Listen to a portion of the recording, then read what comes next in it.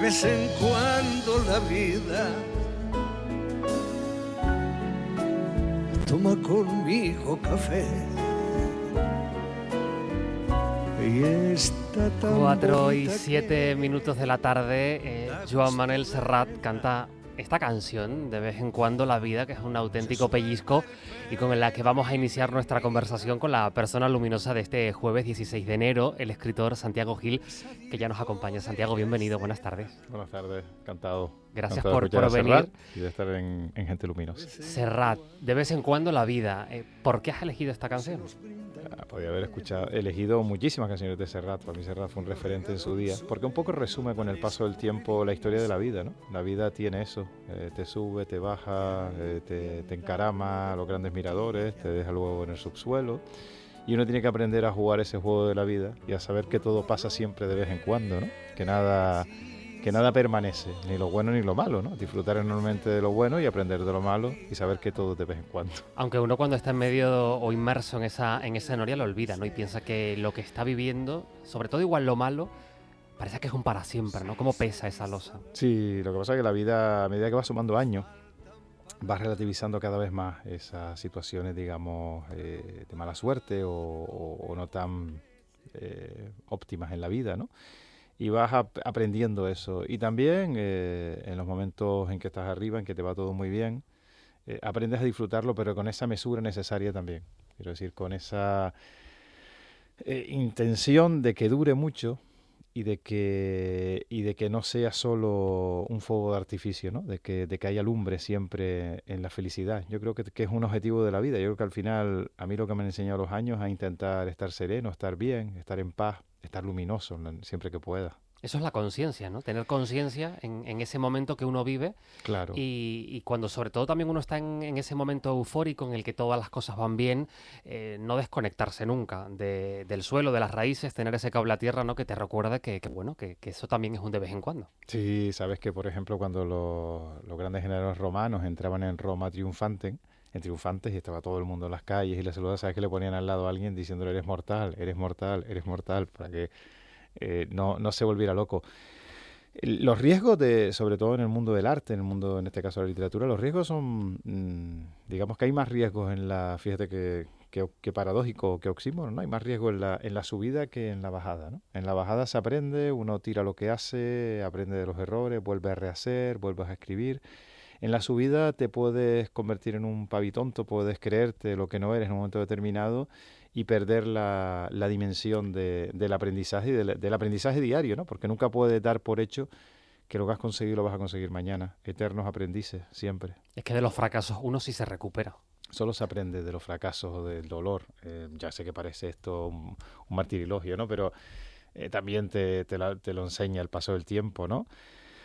Ojalá hubiera otra forma de aprender, pero creo que en esos momentos hay un verso de Federico J. Silva, un poeta canario gran amigo, que admiro muchísimo, Nera Pompeya, un libro premiado además con el Dulce María no sé si se fue el Dulce María Noinaz, él tiene el premio Dulce María Noinaz Internacional de Poesía, pero Federico en ese poema, que lo tengo en uno de mis libros como entrada, él habla de que el dolor a unos ennoblece y a otros hace viles. Hay dos caminos ante el dolor. La persona que ante una situación de dolor, de mala suerte, de que todo, como decía Rubén Blades, aquello de si naciste para martillo, del cielo te caen los clavos, se convierte en peor persona, se convierte en una persona pues casi con derecho, o se cree con derecho a tirar todo lo que tiene alrededor porque su vida no es la que quería, o aprendes y aprendes a valorar entonces cada pequeño paso y cada atisbo de luz y de alegría, ¿no? Yo creo que ese es el secreto también de la vida. Fíjate que es una verdad lo que has dicho de que el dolor forma parte de la vida, esto es así, pero sin embargo nos pasamos rehuyendo, pero bueno, esto casi que es natural, ¿no? Cuando uno no quiere sufrir, evidentemente. Sí, no queremos sufrir. Eso es un hecho, pero es verdad que también en la sociedad que vivimos, en la que hay que fingir, en la que todo está bien, uno cuando siente dolor se siente culpable hasta de compartirlo. No vayan a pensar que uno es tóxico, ¿no? De eso hemos hablado alguna vez aquí en la tarde y esto da para reflexionar como uno tiene que intentarse poner muchas caretas porque te sientes culpable por compartir incluso con gente a la que quieres que estás en un momento complicado. Sí, vivimos un constante momento de estar rutilante siempre, de estar esplendoroso, que no luminoso, que es muy distinto, ¿no? La luminosidad tiene otra connotación. una intensidad de foco demasiado fuerte que esconde lo que no se ve detrás del foco y que además lo que enfoca ese foco intenso no siempre es la verdad. Y justamente en todo, ¿no? En todas las dimensiones de la vida solo aparece el ganador, aquella canción de ABBA de que el ganador se lo lleva todo, ¿no? Cuando nadie gana y nadie pierde, y ese ganador muchas veces vive una soledad y vive un estado personal que no le da o que no le llena eso que supuestamente dicen que le llena, ¿no? A mí los momentos de... Si no tienes con quien compartir, por ejemplo, una alegría, la alegría no es alegría. Si tú llegas a tu casa, cierras la puerta y estás solo, sí, la vives intensamente, pero es más alegría vivir una alegría cotidiana, ver una puesta de sol, encontrarte a alguien, escuchar una canción, compartirla o vivirla tú intensamente. Pero quiero decir, y exhibir el dolor. Bueno, exhibimos la cicatriz que queda del dolor, ¿no? Exhibimos la luminosidad de esa cicatriz. Yo creo que, vamos a ver, sobre todo si nos está escuchando gente joven, ¿no? Que quiera escribir, que quiera cantar, que quiera dedicarse al periodismo, explicarles que el camino del fracaso es necesario y además es lo conveniente para poder crecer, porque enseguida te dice, eres escritor, ¿cuánto ganas? ¿Cuántos libros vendes? ¿Cuándo vas a sacar el próximo? ¿Cuántas ediciones? ¿Eres periodista? ¿Dónde estás? ¿En la tele? Porque todo es tele, los que somos más de radio y de periódicos, pues no, en el periódico, te colaboro en la radio. Ah, pero ¿y no vas a la tele? No, es que el periodismo, la vida, la felicidad no está en lo que supuestamente tú crees que está, ¿no? Y que además son estampas que quitan y ponen permanentemente. Eso hay que contarlo, ¿no?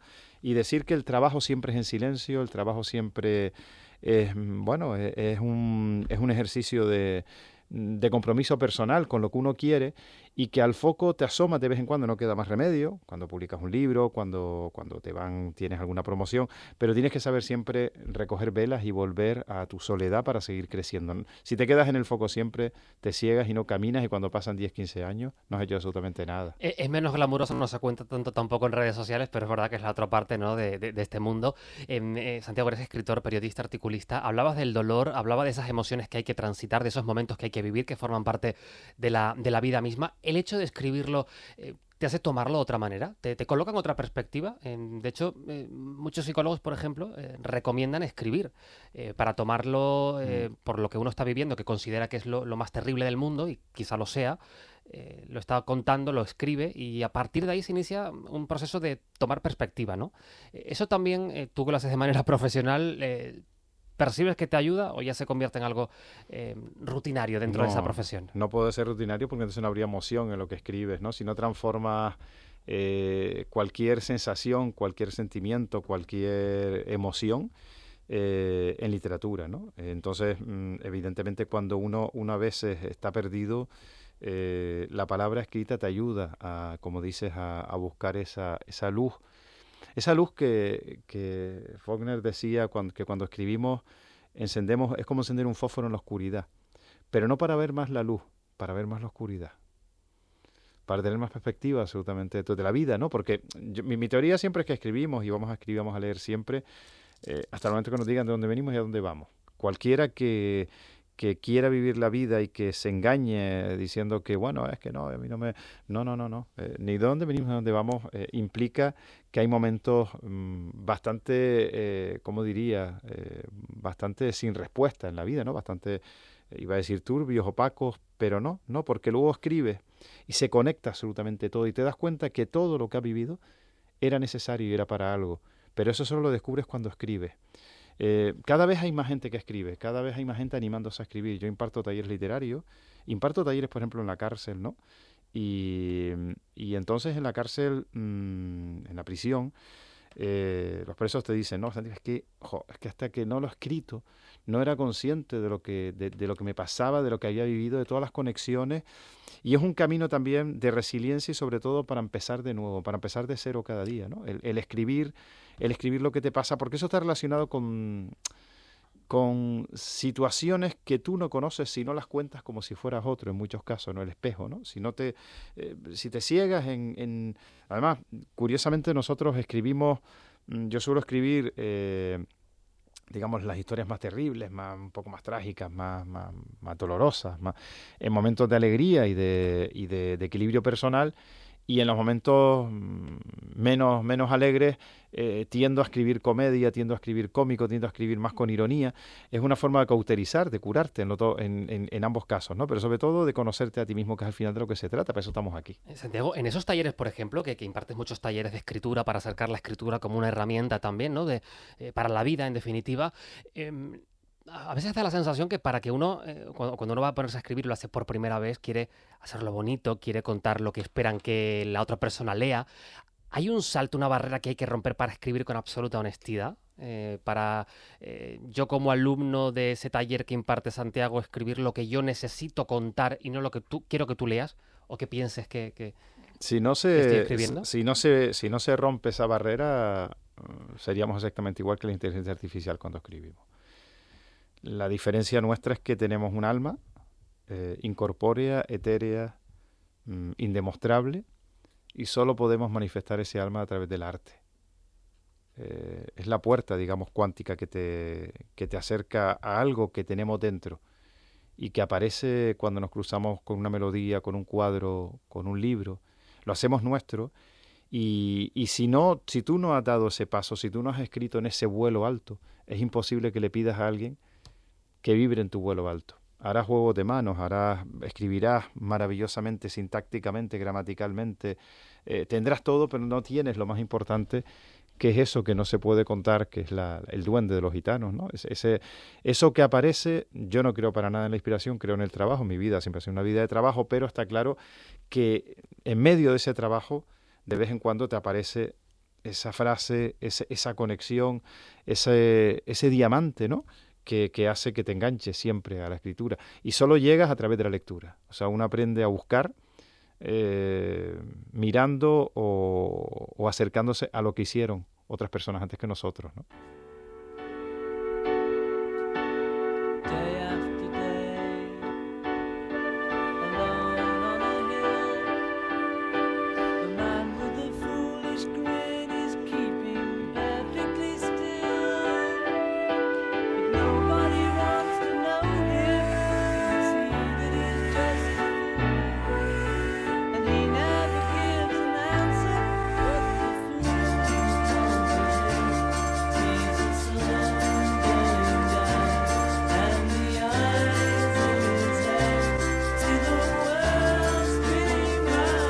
Suenan los Beatles hoy, por cierto, que es el Día Internacional de los Beatles. Yo no lo sabía. No lo sabía. Muchos fans consideran que es la fecha en la que se inauguró el Cavern Club y lo consideran los fans pues el Día Internacional de los Beatles. ¿Has elegido esta canción en concreto? ¿Te gustan los Beatles o esta canción especialmente te ubica en algún lugar? Cuando me pidieron que eligiera 3 canciones, digo, ¿qué elijo, no? Porque entre todas podía elegir algo de música clásica, lo escucho muchísimo, pero queda un poco ahí largo siempre. Digo, bueno, vamos a elegir en este caso un grupo y un cantante, un cantautor como Serrat, que me ha marcado mucho. A mí los Beatles, como Serrat, cuando tenía 14, 15 años, me abrieron el mundo, ¿no? Escuchar a los Beatles para mí fue como... Y después esta canción también tiene el acercamiento a la radio, porque es la que utilizaba Jesús Quintero cuando estaba en Loco de la Colina. Por eso se llama Loco de la Colina, de Fool on the Hill. Y él entraba y esta la ponía muchas veces. Y después tuve la inmensa suerte, con esta canción tengo una historia personal muy bonita, que comparto siempre con Rafa Méndez, dueño de Romareucas, porque también estuvo en ese concierto, no nos conocíamos entonces, año 90 en Londres, en Wembley, en el Wembley Arena, ¿no? Al lado del estadio antiguo de Wembley. Paul McCartney volvía a cantar las canciones de los Beatles después de que se separaran. ¿Sabes qué día se separaron los Beatles? Pues mi cumpleaños, el 10 de abril del 70. O sea, este es el día de los Beatles. Hombre, me marcó después cuando digo, oye, tenía que elegir ese día, ¿no? Fue el día teóricamente oficial que se separaron. Bueno, pues desde el 70 hasta el 90, John ya había fallecido, y Paul no había cantado el repertorio de los Beatles. Entonces, el concierto era con los Wings, estaba Linda, su mujer, y eligió como la parte final, era como 10 canciones o 12 canciones emblemáticas de los Beatles. Hey You, Let It Be, Yesterday, imagínate, ¿no? Strawberry Fields Forever y esta. Pero es que en esta en concreto, él se subió a una pianola. A mí se me pone la piel de gallina, siempre lo recuerdo. Yo era un niño, tenía 22 años, iba a Londres. Estaba en Londres para ser escritor, había dejado todo para ser escritor y me gasté todo el dinero que había ganado limpiando pizzerías en ese concierto. Lo compré mucho antes, evidentemente, la entrada. Y se sube un piano, una especie de pianola, y empieza a tocar. Se van todos del escenario. Va subiendo, en los medios técnicos de entonces, va subiendo esa pianola en el aire. Se queda en una pantalla una pantalla al fondo, y de repente se enciende la pantalla y él se queda en la imagen de la pantalla colocado en el mismo lugar en el que estaba cuando cantaba esa canción con los Beatles. Y entonces, en pleno concierto, dice, ahora quiero cantar con mi amigo John. Y entonces suena la voz de John Lennon en el vídeo, la voz de Paul en directo. Y claro, imagínate, ¿no? Poder escuchar a los Beatles, que puede ser el sueño para un Beatle maniático como era yo y todos los que estábamos allí. Se produjo un momento de eso y dice, bueno, qué suerte estar aquí, qué suerte estar a veces en la vida, ese de vez en cuando la vida que te besa en la boca y a colores se despliega como un atlas. Pues ahí se desplegaron todos los atlas. Y bueno, y que siempre, fíjate, la historia de los Beatles, yo siempre la cuento, la suelo contar, es la historia de dos niños huérfanos que se encuentran perdidos en las calles de Liverpool, con 15, 16 años. John y Paul eran dos niños huérfanos, invierno, frío, Liverpool, posguerra, se encierran en una habitación y empiezan con una guitarra a componer canciones. Los dos, por si te das cuenta, las grandes canciones de los Beatles eran Lennon y McCartney. ¿no? Cuando hablamos de convertir el dolor en, lo decía Joe Braque, ¿no? El dolor, el arte es una herida hecha luz. Una herida hecha luz. Ellos convierten esto en belleza. Entonces, escucharlo, pide escuchar la emoción. No te traicionan, la puedes escuchar. ¿Sabes lo que pasa? Que uno escucha Yesterday un montón de veces y dice, no, es que la he escuchado tanto que no me emociona. Emociona siempre. Y de Full on the Hill. Por eso cogí una menos conocida, pero que va, es que sigue emocionando escuchar a John, a Paul, a Ringo y a George Harrison. A Richard Starkey. Ringo Starr, se llama Richard Starkey también. Estaba hablando con esa fue una pregunta una vez en un concurso en la tele, que se jugaba mucho dinero, y le preguntaron a alguien, bueno, le ha tocado una pregunta muy fácil, el nombre y el apellido de los 4 Beatles. Empezaron los que concursaban a abrazarse, y un concurso presentaba mucho al Puente, que conocí luego en Madrid mucho, y entonces todos contentos, celebrando, era un bote de estos bestial.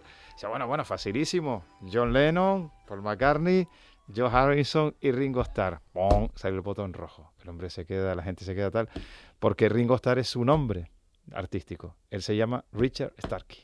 Pues mira, lo que sabe uno y lo que comparte con Santiago Gil, un libro abierto, nunca mejor dicho. Y has mencionado esa etapa tuya en Londres, Santiago, no solamente en ese concierto, sino con ese deseo, tú decías ahora, de ser escritor, ¿no? De lo dejas todo y te vas para allá. ¿Cuánto tiempo pasas en Londres? Mira, entre Londres e Irlanda 1 año. Pero 1 año entonces, en aquella época no es el año de ahora. En aquella época cuando te ibas, te ibas. O sea, te desconectabas por completo. Y además yo dejé la carrera de Derecho en tercero, no volví. Después hice periodismo, cuando volví de Londres y de Irlanda, fui a Madrid y hice periodismo de primero a quinto, pero ahí había dejado con primero y segundo aprobado, me fui a Londres a ser escritor. Esta aventura de los 21 años, que bueno, me mete el disgusto a mis padres, pero por otro lado la valentía. Yo siempre digo, bueno, es que si no doy aquel paso, no hubiera escrito. Me hubiera quedado un y si hubiera tremendo. Mi vida hubiera sido otra, ¿no? Entonces a mí me enseñó aquello, pues imagínate, ¿no? Vivir de lo que trabajaba en una ciudad como Londres, disfrutar de todo lo que disfruté, escribir, aprender de la vida, aprender las injusticias. Trabajé en lo más bajo, evidentemente, en el escalafón más bajo, no tenía papeles, no podía ir al médico, vivía en una habitación, pues... pero después vivía momentos memorables, ¿no? Está Subimeta, creo que por Canarias estos días, y yo, por ejemplo, me iba al Royal Festival Hall. Te podías ir antes de los conciertos, y todavía sigue existiendo, y las entradas que no se venden a precio de saldo, ¿no? Salían a 5 o 10 libras las entradas. Y yo me iba, por ejemplo, a Subimeta sentado en la última fila del coro, o sea, detrás del último instrumentista, dirigiendo la Sinfónica de Londres con Isaac Perman por 5 euros. Fue el cambio de la vida, las decisiones que te tienes que lanzar al vacío para que pasen, ¿no? Después pasan, yo no publiqué un libro hasta los 37 años, 20 años, casi 20 años después, 15 años después, pero en medio está ese silencio del que hablamos antes, que siempre cuento, dice, tienes que pasar por ahí, si no creces, ¿no? Rastros de vidas y palabras, Santiago. Eso es lo que estamos hablando. ¿No? Ese es el último libro, que es una recopilación de cuentos y relatos, ¿no? Un recorrido de 20 años. Yo hace 20 años que publiqué el primer libro. ¿El Parque? No, el Parque fue el de cuentos hace 18, 19. Primero fue Los años baldíos.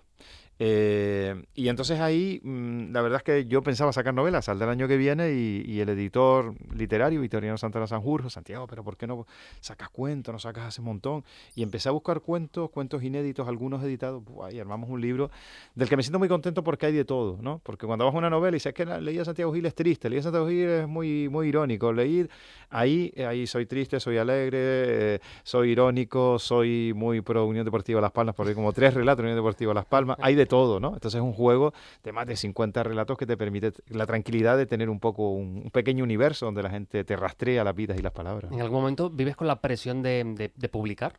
¿Toca publicar? Sí, vivimos con esa presión siempre. Tratas de calmarla. Yo soy periodista, entonces escribo muchísimo y me levanto a las 5 de la mañana todos los días desde hace 30 años. Y porque seguí el ritmo del periódico cuando dejé el periódico, ¿no?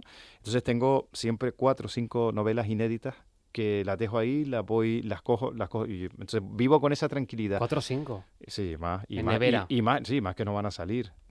Siempre lo digo, si tú escribes 2-3 folios al día en 365 días, te coges 65 tontos para vacaciones y demás, tienes 800-900 páginas si eres consecuente con tu trabajo. Pero no todo vale, no todo sale. Y de cada 2-3 novelas te sale una. Cuando pasa 1 año o 2 las lees, dices, no, pero el camino de fracasar, yo cuando me han salido novelas buenas, las que han funcionado, han sido después de 2 o 3 novelas que no se publicaron y que no salieron y que te dice, bueno, ¿y por qué falló? Pues mira, tenías que haber cogido primera persona en lugar de tercera, tenías que haber sido menos poético, tenías que haber metido más acción. Y entonces eso te enseña para la siguiente, ¿no? Pero la presión de publicar siempre es decir, no quiero dejar nada. Y bueno, y yo tengo la suerte de publicar, ¿no? De publicar en editoriales, ¿no? Y de que más o menos pueda sacar los libros adelante. Pero claro, porque uno escribe para que le lean, ¿no? Y te apetece compartir eso, no dejarlo en un archivo, en un cajón. ¿Eres muy autocrítico? Siempre, si no fuéramos autocríticos no estaríamos aquí. Lo que pasa es que escucho mucho esta canción, por ejemplo. Vivir y... te la voy a intentar traducir. Y perder la vergüenza de ser feliz. Cantar y cantar y cantar con la belleza de ser, con la certeza, un eterno aprendiz. Vivir, fíjate, esto es un himno para mí, que la vida podría ser mejor, pero eso no me impide que repita, qué bonita, qué bonita, qué bonita. María Betania, la canción de Gonzalguiña, para mí esta canción es un himno, siempre, escucha. É bonita e é bonita viver e não ter a vergonha de ser feliz. Cantar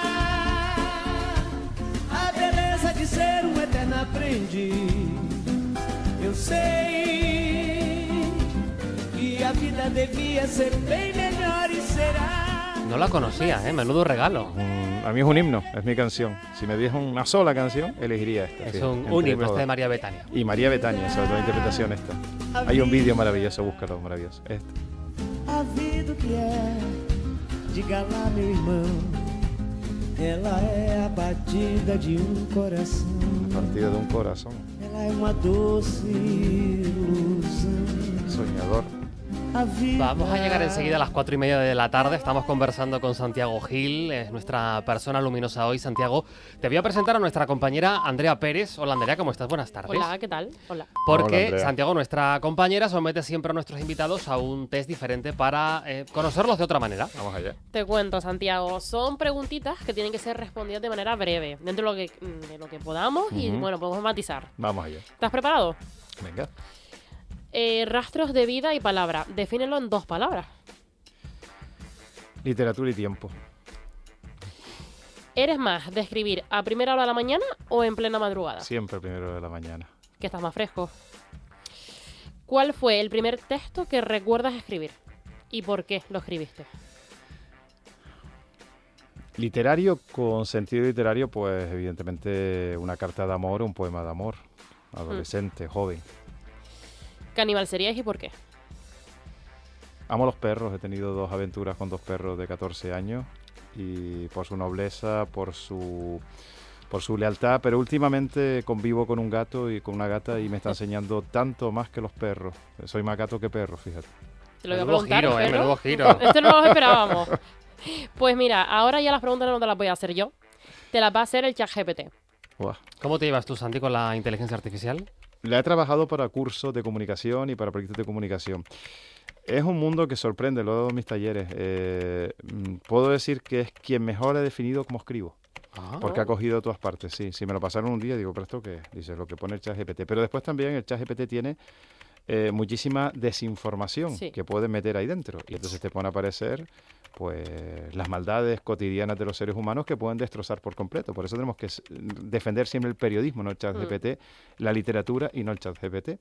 Porque es muy fácil mentir. Si 100 personas se inventan una biografía mía o clonan una foto mía o palabras mías, yo no puedo demostrar que no soy yo. Solo puedo demostrar que soy yo aquí, porque nos estamos viendo face to face, y quien me lee en un texto que sepa que es mío. Pero llegará un momento que eso será una tierra de ver un caos. De momento, si lo utilizáramos bien, sería una maravilla, sería una herramienta. Seguro que hará buenas preguntas. A ver qué te pregunta. Que por cierto, ya que estamos hablando de esto, hay que decir que una de las últimas actualizaciones, que ya hace tiempo, te permite ver de dónde viene la fuente de esta información. Eso es clave. Que eso es muy importante, siempre contrastar de dónde viene. Pero bueno, las preguntas que Vamos yo allá. te me dice, ¿qué es lo más raro o curioso que te ha inspirado a escribir? Pues mira, una novela. Queridos Reyes Magos, en una cabalgata de un pueblo de la isla, que de repente el camello se encabritó, el rey bajó del camello, vi la cara de los chiquillos, se produjo una situación súper extraña y al día siguiente, a primera hora, empecé la novela y la escribí en apenas un mes, porque fue una situación de decir, bueno, hay muchas cosas raras, pero la primera que viene a la mente es esa. Bueno, me parece muy rara, tengo que decirlo. Me pregunta si eres más de libro en papel o digital. De todo. Leo cada día en papel y en digital. Leo por el día en papel. Ahora estoy leyendo un libro maravilloso, edición Pegueta, Kafka y el amor, con una edición en papel que solo puede ser en papel por la textura, por la portada. Un libro bien hecho en papel, pero por ejemplo yo en digital leo todas las noches en la cama, me permite leer cómodo, en los viajes cuando voy en avión y sobre todo leo a los clásicos en digital. El Quijote lo tengo siempre a mano en el digital. Me pregunta que cuál es una de tus canciones o banda sonora favorita para escribir. Suelo escribir, pues esta mañana estaba con la Quinta de Beethoven, por ejemplo. Suelo escribir mucho con Mahler, pero tiene que ser una música que no me emocione mucho. Por eso a veces Mahler y Beethoven me dejan fuera, igual que no puedes escribir mirando un paisaje hermoso. Pero si tuviera que elegir una melodía para escribir, elegiría la banda sonora de Cinema Paradiso, por ejemplo. Y a la última, ¿cuál es la palabra que más te gusta escribir? Alma. ¿Por qué? Porque me sale siempre. Porque quizás es el sentido de la vida y de la literatura. Eso, lo hablábamos en la entrevista hace un momento. Porque quizás escribiendo, o tal vez escribiendo donde único, puedes enseñar tu alma. Pues Santiago, yo creo que ha aprobado, ¿eh? Que Me ha gustado la respuesta. Mira, yo cuando Iñaki Gabilondo tiene un libro, La estrategia por Cospín, maravilloso, donde habla, lo sacó hace unos años, y entonces en ese libro dice, este libro es dedicado a todas aquellas personas, sobre todo jóvenes, que quieren ser periodistas a pesar de que les dicen que el periodismo no tiene salida por ninguna parte. A mí cuando me dicen siempre, mi hija va a estudiar periodismo, déjalo. Pero es que no digo, ustedes inventan un nuevo periodismo. Esto que acabas de hacer tú es una novedad absoluta para mí. El hecho de que combines una entrevista tuya y utilices el ChatGPT con preguntas jugando tú con el ChatGPT tan interesantes como esto no se hacía, era imposible hace 5 años. Entonces yo creo mucho en ustedes, en la gente joven. Nosotros también, evidentemente, pues nos sentimos jóvenes, pero con las nuevas tecnologías. Las nuevas tecnologías bien utilizadas es como nosotros, pues, ¿no? Con la imprenta, cuando llegó la imprenta en su día o cuando llegó la radio, fíjate qué maravilla, ¿no? Pero bien guiadas. Siempre con la parte humana. Me tranquiliza mucho con la fuente, porque me preocupaba mucho la fuente. Es muy importante. Andrea, gracias, luego te escuchamos. escuchamos. Andrea, qué maravilla. Santiago Gil, nuestra persona luminosa de este jueves, Rastros de Vida y Palabra, su última publicación. Santiago, gracias por venirte a la radio, a Roscas y Cotufa, siempre, a compartir este ratito. Puedes volver cuando quieras. Yo soy de radio. Yo cuando de niño me decían, yo no sabía qué iba a ser, no iba a ser ni periodista ni escritor. Pero sí me decían de pequeño que te gustaba, era locutor de radio. Me encantaba Mara González, que era de mi pueblo, que era de Guía, y entonces yo llamaba, desde que en mi casa se despistaban, estaba con el teléfono llamando a la radio, y entonces vino con Mara varias veces, me enseñó los estudios, mete con 8, 9, 10 años, yo, la bobina aquella, me parecía mágico la radio, y me sigue pareciendo mágica la radio, a pesar de todas las nuevas tecnologías, la radio sigue siendo el alma del periodismo. Santiago Gil, nos quedamos con María Betania, que es un himno ya también para nosotros. Cuídate mucho. La tienen ahí regalada. Gracias.